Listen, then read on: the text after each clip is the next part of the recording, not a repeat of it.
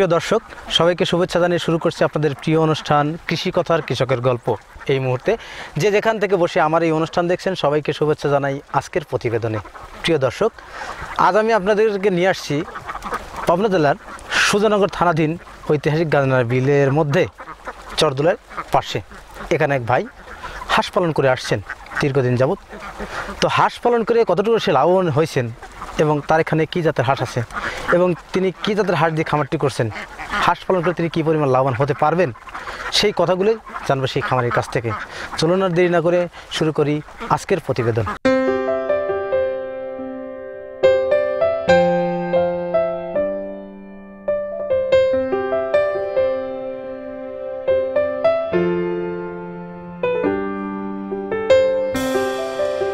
প্রিয় দর্শক, আমার সামনে যিনি দাঁড়িয়ে আছেন আর পিছনে যে খামারটি দেখছেন খামারটি তার, তিনি হাঁস পালন করে আসছেন। আমি তার সাথেই কথা বলবো, হাঁস বিষয়ে বিভিন্ন তথ্য জানবো এবং আপনাদেরকে জানানোর চেষ্টা করব। তো ততক্ষণে আমার সাথে থাকুন। আসসালামু আলাইকুম ভাই। ভালো আছেন ভাই? আপনার নাম কি? মধু শেখ। মধু শেখ। আপনি গ্রামের বাড়ি কোথায়? চরগোবিন্দপুর। এই খামারটি কার? খামারটি আমার। আপনারই খামার। এখানে কতগুলো হাঁস আছে? 1100 হাঁস আছে। আচ্ছা, 1100 কি জাতের হাঁস আছে এখানে? খালি ক্যাম্বেল জাতের হাঁস। এই হাঁসগুলো বড় কিনছিলেন না ছোট কিনছিলেন? বড় কিনা আছে, ছোট কিনা আছে। কয়দিনকার বয়সে হাঁস কিনছিলেন আপনি? 7 মাসের তা কিনা আছে, একদিনকার তা কিনা আছে। একদিনকার বাচ্চাও কিনা আছে বা 7 মাসের হাঁসও কিনা আছে। কতদিন ধরে খামারের সাথে জড়িত আপনি? 5 বছর। 5 বছর আর কি। সর্বপ্রথম যখন খামারটি করছেন, শুরু করেন, তখন আপনি কয়শো হাঁস দিয়ে খামারটি করছিলেন? 500। ও, তার মানে 500 হাঁস থেকে এখন 1100 হাঁসের খামার আপনার। প্রিয় দর্শক, আমার এই ভাই উনি খামারটি করছেন, খামারটির অভিজ্ঞতা ওনার 5 বছরের। ওনার খামারে এখন 1100 হাঁস আছে। যখন শুরু করছিলেন তিনি তখন 500 হাঁস দিয়ে শুরু করছিলেন, এখন তার খামারে মোট 1100 হাঁস।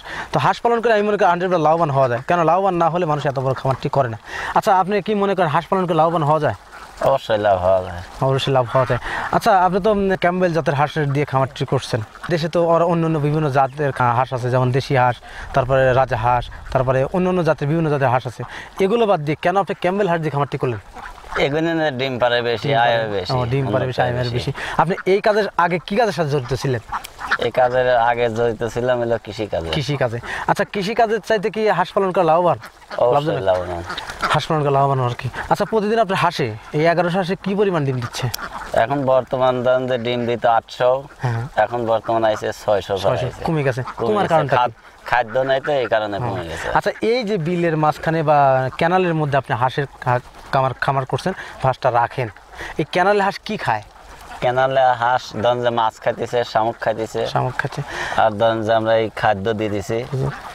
আচ্ছা, এই যে খাদ্য এগুলো কি, এইগুলি কি দিচ্ছেন? এটা হলো ধরেন যে গমের খুদ দিচ্ছে। গমের খুদ আর কি।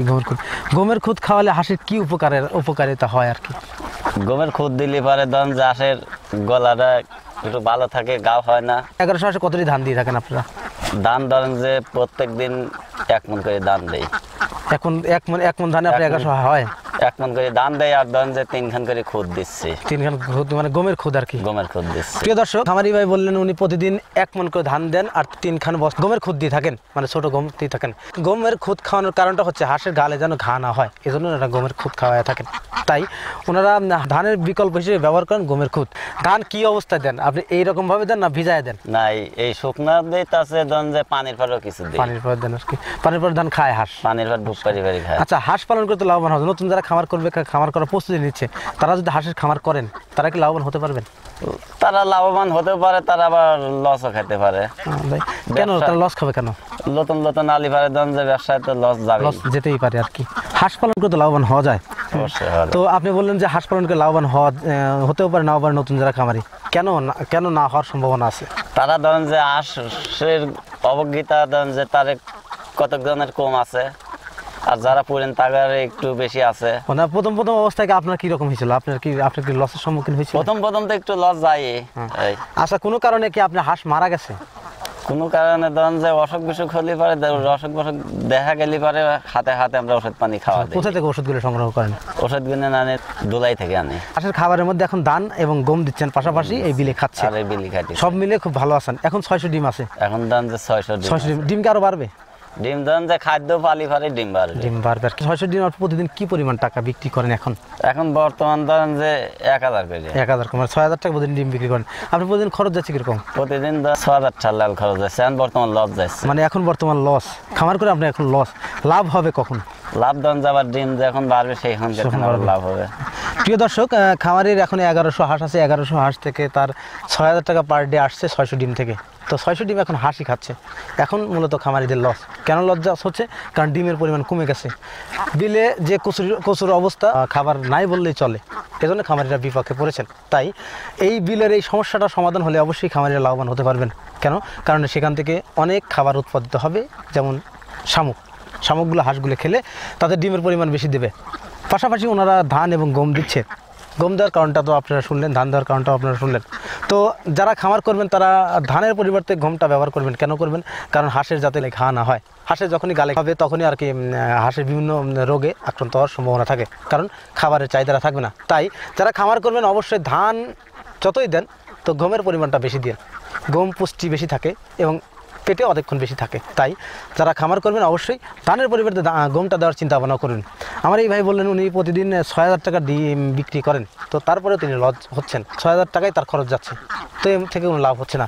পরবর্তীতে যখন ডিম বৃদ্ধি পাবে তখন অবশ্যই হাঁসের খামার করে লাভবান হতে পারবে।